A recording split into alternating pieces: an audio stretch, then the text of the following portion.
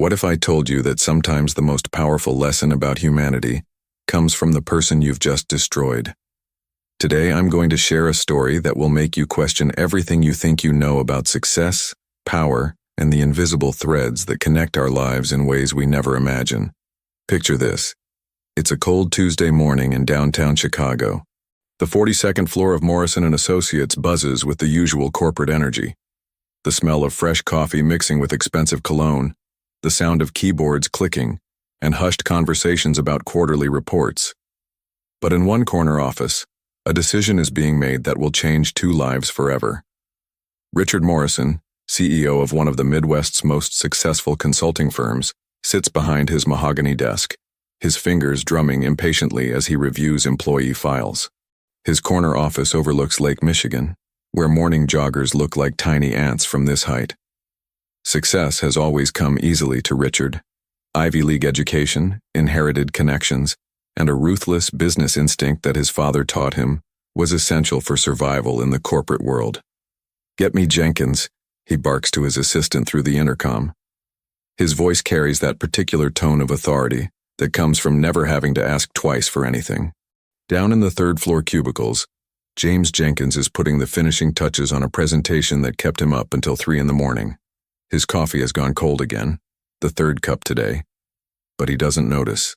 His daughter Emma's school photo sits next to his computer monitor, her gap-toothed smile reminding him why every late night and early morning is worth it. At 34, James has been with Morrison & Associates for 6 years, working his way up from an entry-level position through sheer determination and skill that most of his colleagues respect. But today, none of that matters. As James walks toward the elevator, he has no idea that in exactly 18 minutes his world will crumble. He doesn't know that the man about to destroy his livelihood will soon owe him a debt that no amount of money could ever repay. He certainly doesn't know that the daughter smiling from that photograph will be the reason their paths cross again, in the most extraordinary way imaginable. The elevator climbs silently past floors of busy employees, each focused on their own struggles and dreams. James straightens his tie, the one Emma picked out for him last Father's Day, with tiny blue dinosaurs that she thought made him important. His hands are slightly trembling, not from nervousness, but from exhaustion. Being a single father while climbing the corporate ladder means living in a constant state of controlled chaos. What happens next will prove that sometimes the universe has a sense of justice that operates beyond our understanding. Sometimes, the person you dismiss as expendable becomes the only thing standing between your most precious treasure and unthinkable tragedy. But I'm getting ahead of myself. Let me take you back to where it all began, because this story, this incredible, heart-wrenching, and ultimately redemptive story, starts with the kind of casual cruelty that happens in boardrooms every day. The kind that powerful people justify as just business, until they discover that business is never just business when real lives hang in the balance. Are you ready to witness how one moment of arrogance led to a lesson in humanity that neither man will ever forget? Because what you're about to hear will stay with you long after this video ends, and it might just change how you see the people around you forever. James Jenkins grew up in the kind of neighborhood where dreams come with expiration dates. The south side of Cleveland wasn't exactly known for producing corporate executives, but James had something that couldn't be bought or inherited, an unshakable work ethic that his grandmother had drilled into him from the age of 5. "Boy," she used to say while stirring a pot of beans that would have to last 3 days, "your hands weren't made for begging. They were made for building." After high school, James worked construction during the day and attended community college at night. His calloused hands would shake from exhaustion as he took notes in accounting classes, the smell of sawdust still clinging to his clothes despite multiple showers. But he pushed through, driven by a vision of something better, not just for himself, but for the family he hoped to have someday. That family became real when he met Sarah at a coffee shop near the university where he'd transferred to finish his business degree. She was studying to be a teacher, and they bonded over shared struggles and dreams that seemed almost too big for their small apartment. When Emma was born 3 years later, James held his daughter's tiny hand and made a promise that she would never know the kind of hunger or uncertainty that had shaped his childhood. But life has a way of testing even the strongest promises. Sarah's battle with cancer began when Emma was only 4. James watched the woman he loved fight with a courage that humbled him, all while maintaining her infectious smile and reading bedtime stories in a voice that grew weaker each month. The medical bills piled up like autumn leaves, and James took on freelance consulting work in addition to his full-time job, sleeping 3 hours a night and running on coffee and determination. When Sarah passed away on a rainy Thursday in October, James felt something break inside him that he wasn't sure would ever heal. But Emma needed him, and that need became his anchor. He threw himself into his work at Morrison & Associates with a desperation that his colleagues mistook for ambition. Every project was a chance to prove himself worthy of the salary that paid for Emma's piano lessons, her art supplies, and the small house in a good school district that he'd managed to buy despite everything. James became known around the office as the guy who never said no. Weekend emergency? James would drop Emma off at his neighbor Mrs. Patterson's house and head to the office.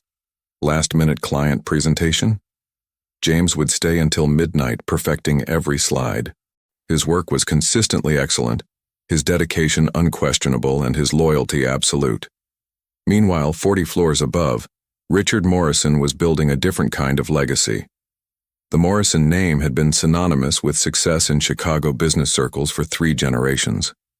Richard's grandfather had started the company with nothing but a sharp mind and sharper elbows. His father had expanded it into a consulting empire that advised Fortune 500 companies. And Richard? Richard had inherited it all at 28, along with the expectation that he would continue the family tradition of ruthless efficiency. The corner office suited Richard perfectly. Floor-to-ceiling windows offered a commanding view of the city that had made his family wealthy. The walls displayed his Harvard MBA, photos with politicians and celebrities, and awards that validated what he'd always been told, that he was special, that he was destined for greatness, that ordinary people existed to serve extraordinary ones like him. Richard's daughter Victoria was the center of his world, though he showed it in the only way he knew how, through expensive gifts and exclusive opportunities. At 15, she attended the most prestigious private school in Chicago, took piano lessons from a former conservatory professor, and spent summers at camps that cost more than most people's cars. Richard told himself that providing the best of everything was love, even as his 60-hour work weeks meant he rarely saw her perform in school plays or compete in tennis tournaments. The irony was that both men were driven by love for their daughters, but their worlds couldn't have been more different. James scraped together $20 for Emma's school book fare and felt like a hero when she picked out 3 paperbacks. Richard casually signed a check for Victoria's spring break trip to Paris and barely looked up from his laptop. Both girls were loved, but only one father truly knew his child's favorite color, biggest fear, and wildest dreams. On that fateful Tuesday morning, Richard was in one of his moods. The quarterly numbers were strong, but not strong enough. The board meeting was next week, and he needed to show them that Morrison & Associates wasn't just maintaining its position, it was dominating. In Richard's world, domination meant efficiency, and efficiency meant cutting the fat. He'd been reviewing personnel files for an hour when James Jenkins' profile caught his attention. Not because James was doing anything wrong, quite the opposite. His performance reviews were consistently strong, his client feedback positive, his billing hours impressive. But James's salary had crept up over the years, and Richard noticed something that made his jaw clench. James had requested family leave twice in the past year. Once when Emma had appendicitis, and once for a school conference that couldn't be rescheduled. In Richard's mind, this painted a picture of divided loyalty.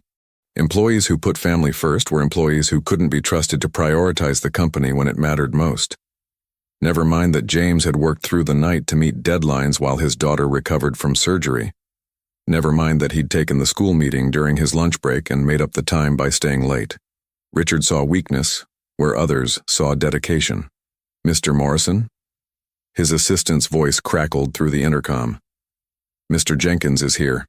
Send him in." James entered the office with the confidence of someone who had no reason to expect bad news. His quarterly review had been excellent.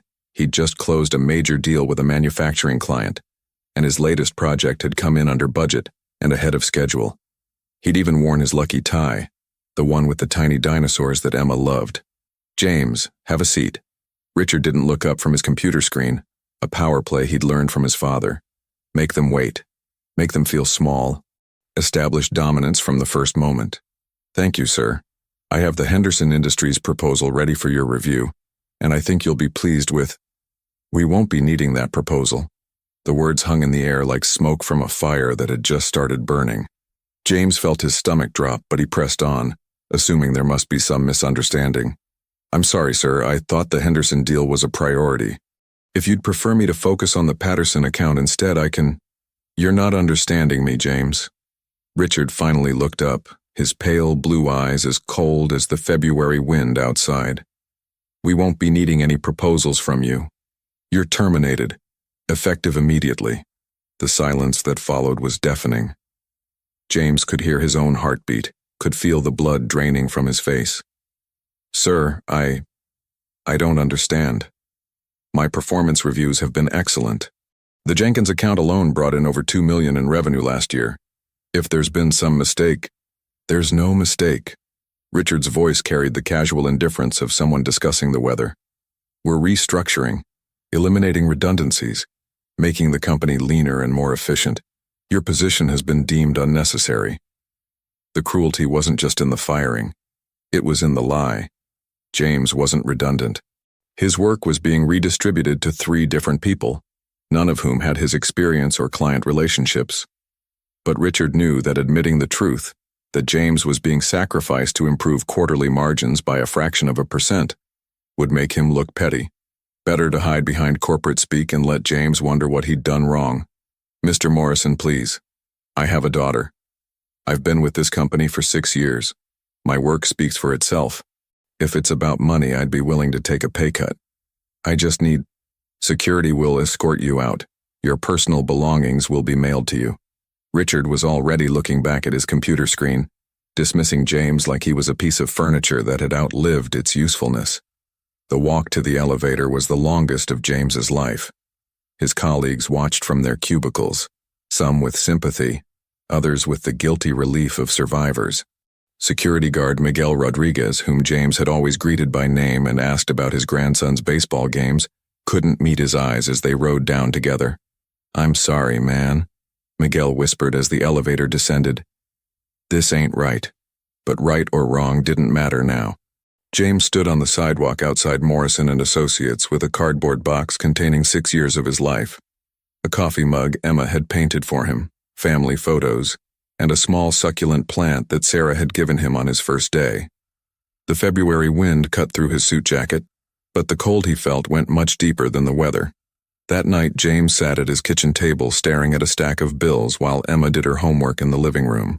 Without his salary, he had maybe 2 months before the house payments became impossible. The job market was tough, especially for someone in his 40s who'd been suddenly terminated. Potential employers would wonder what he'd done wrong, why Morrison & Associates had let him go after 6 years. Daddy? Emma appeared in the kitchen doorway, her backpack slung over one shoulder. Can you help me with my math homework? James looked at his daughter, really looked at her. She had Sarah's dark hair and gentle eyes, but her determined chin was all his. At 9 years old, she was already showing signs of the same stubborn resilience that had gotten him through construction work and night school. She deserved so much better than the uncertainty he was about to drag her into. Of course, sweetheart. Let me see what you're working on. As they worked through multiplication problems together, James made a silent promise. He would find another job. He would keep their small home. He would make sure Emma never knew how close they'd come to losing everything because of one man's casual cruelty. But promises made in desperation often require more than determination to keep. 3 weeks passed. James had sent out dozens of resumes, gone on interviews that led nowhere, and watched his savings account dwindle like sand through an hourglass. The stress was eating him alive, but he kept smiling for Emma, kept helping with homework, kept pretending that everything was fine even as the walls closed in around them. Meanwhile, Richard Morrison had forgotten James Jenkins entirely. The quarterly numbers were strong, the board was happy, and he was already focused on the next challenge. He'd scheduled a long weekend in Aspen with Victoria, a rare father-daughter trip that his ex-wife had been pushing for months. At 15, Victoria was starting to pull away from him, more interested in her friends than family time. Richard hoped that a few days of skiing and expensive dinners might bridge the growing gap between them. Victoria Morrison was nothing like her father, though Richard didn't realize it. Where he saw weakness in kindness, she saw strength. Where he valued power, she valued authenticity. At her exclusive private school, she was known for standing up to bullies and befriending the kids that others ignored. Her teachers often commented on her empathy and maturity, qualities that seemed to come from somewhere other than her privileged upbringing.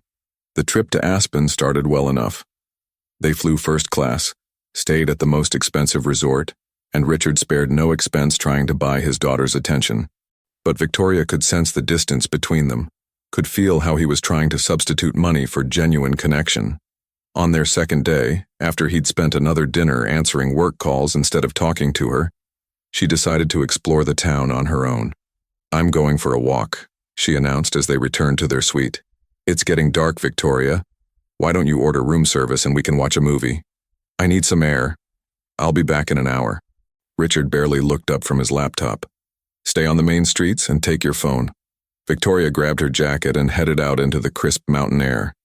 Aspen's downtown was picture perfect, with twinkling lights and shop windows that looked like something from a Christmas movie.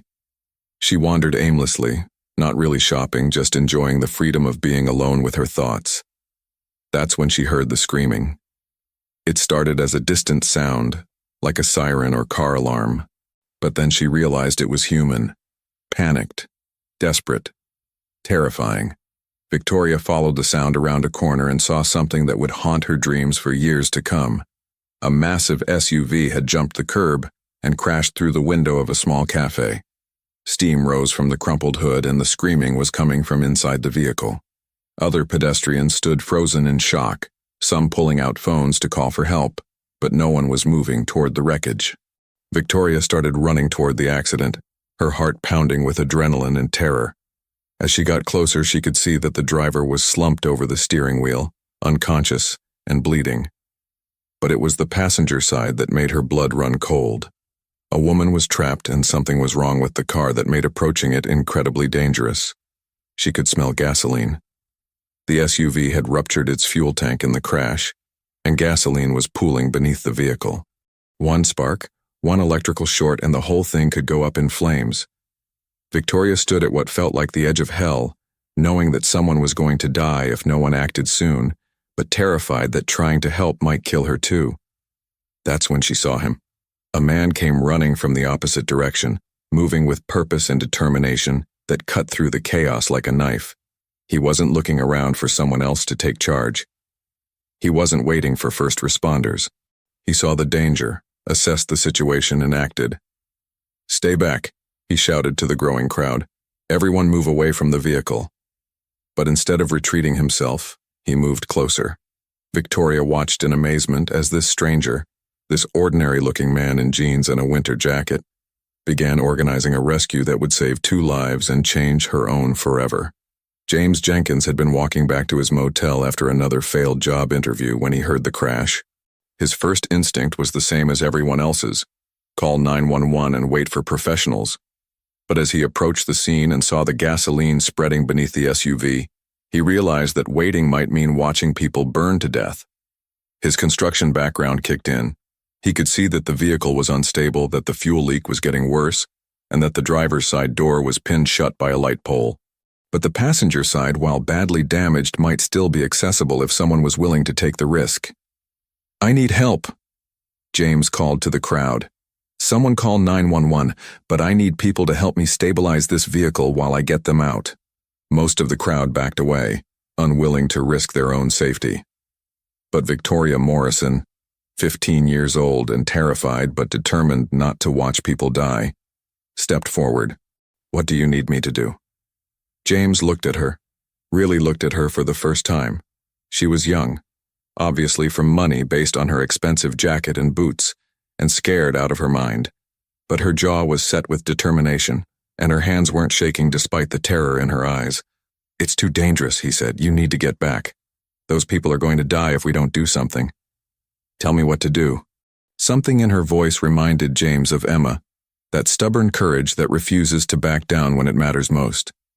He made a decision that would haunt and inspire him for the rest of his life. Okay, I need you to help me brace the vehicle while I pull them out. If I tell you to run, you run. No questions, no hesitation, promise me. I promise. Working together, they managed to stabilize the SUV enough for James to reach the trapped passengers. The driver was unconscious but breathing, with what looked like a serious head injury. The woman in the passenger seat was awake but in shock, her leg pinned beneath the dashboard. "Ma'am, I'm going to get you out of here," James said, his voice calm despite the gasoline fumes that made his eyes water. "But I need you to stay very still while I work." What followed was 10 minutes that felt like 10 hours. James used his construction experience to safely extract both passengers, while Victoria helped coordinate with the paramedics who had arrived and were standing by with fire extinguishers. The entire time, both of them were acutely aware that death was one spark away. When the last victim was safely away from the vehicle, James and Victoria finally allowed themselves to breathe. They were both covered in gasoline and blood, shaking from adrenaline and relief, but alive. More importantly, so were the two people they'd pulled from what could have been their tomb. "You were incredible," Victoria said, looking at James with a mixture of awe and gratitude. "I've never seen anyone so brave." James shook his head. "You were the brave one. Most adults would have walked away. You stepped up when it mattered." They stood together in the flashing lights of emergency vehicles.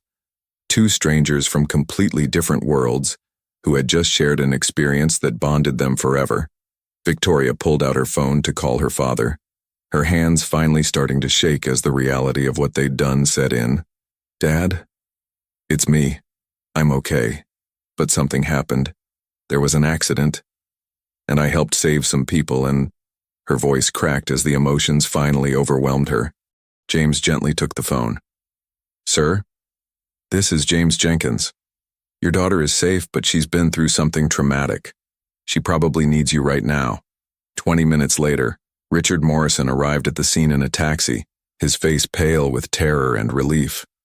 He'd been in the middle of a conference call when Victoria called, and the sound of her crying had cut through his professional composure like a blade. For the first time in years, he'd hung up on a client and focused entirely on getting to his daughter. Victoria ran into his arms, and for a moment, Richard forgot about everything except holding his child and thanking God that she was safe. But as the immediate crisis passed, he began to process what had actually happened. His daughter had risked her life to save strangers. She could have been killed, and he would have lost the only thing in his life that truly mattered. "Victoria, what were you thinking?" The fear in his voice came out as anger, the way it often does with parents. "You could have been killed. You should have called for help and stayed away." "But Dad, people were dying. Someone had to..." "Someone else. Not you. Not my daughter."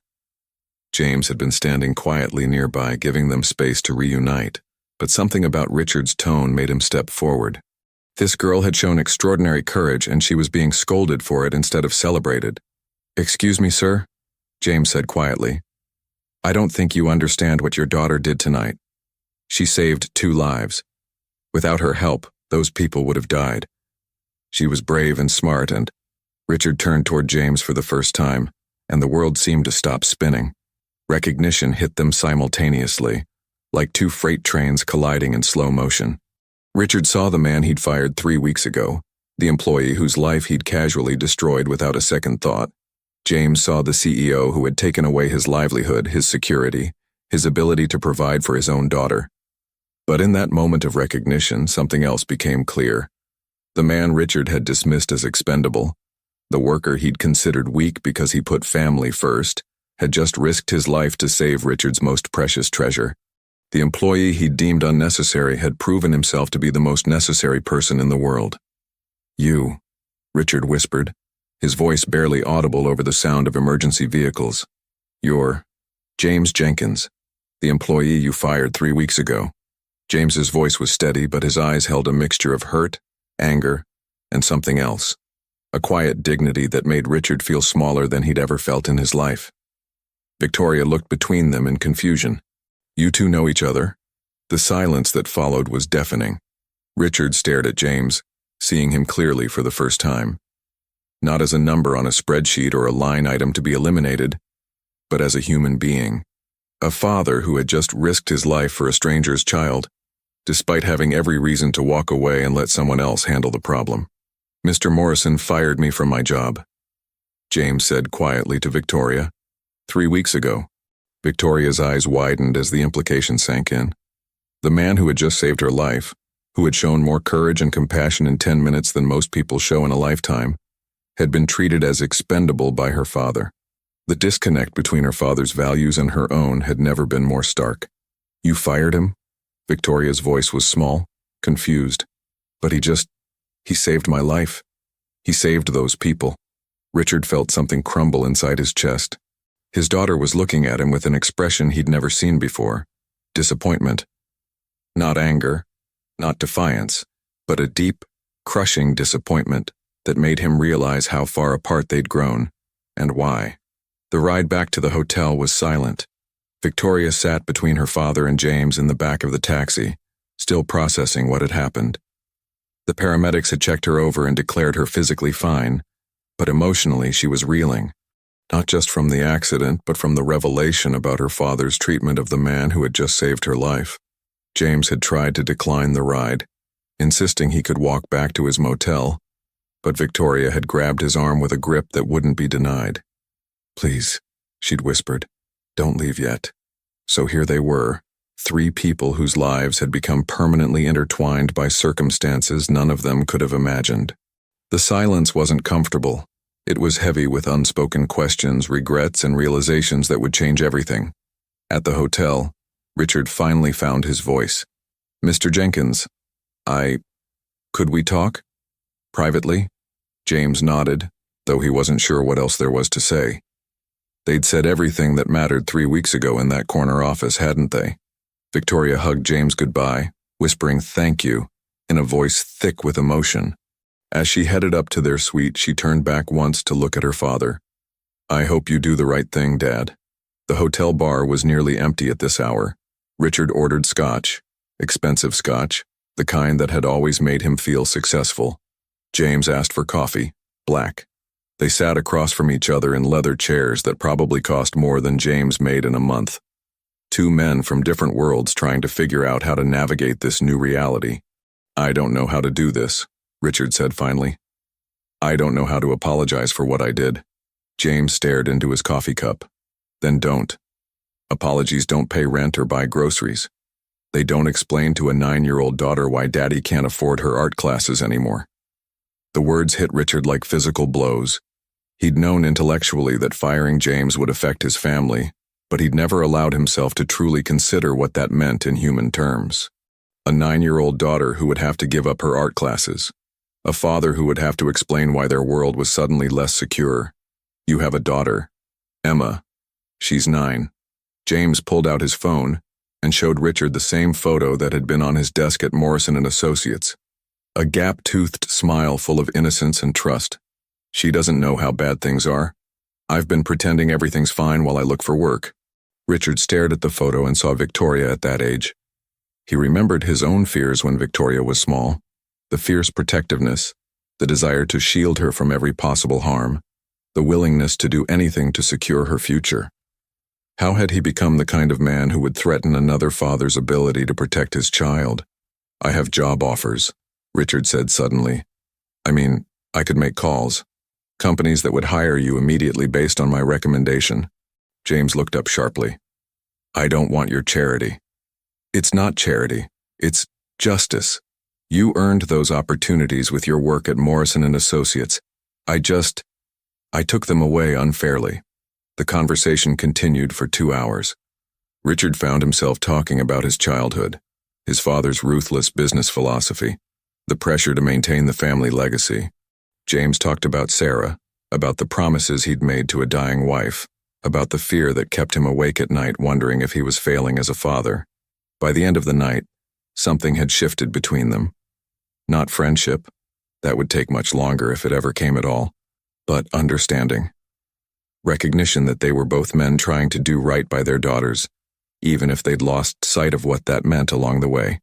3 days later, James received a phone call from the regional director of Hartwell & Associates, one of Morrison & Associates' biggest competitors.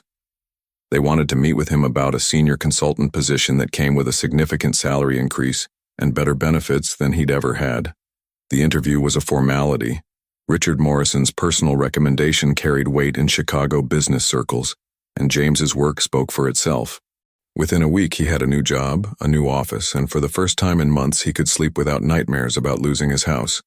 But the real changes were just beginning. Richard returned to Chicago a different man. The corner office that had once felt like a throne now felt like a prison. He found himself walking through the cubicles, actually talking to employees whose names he'd never bothered to learn.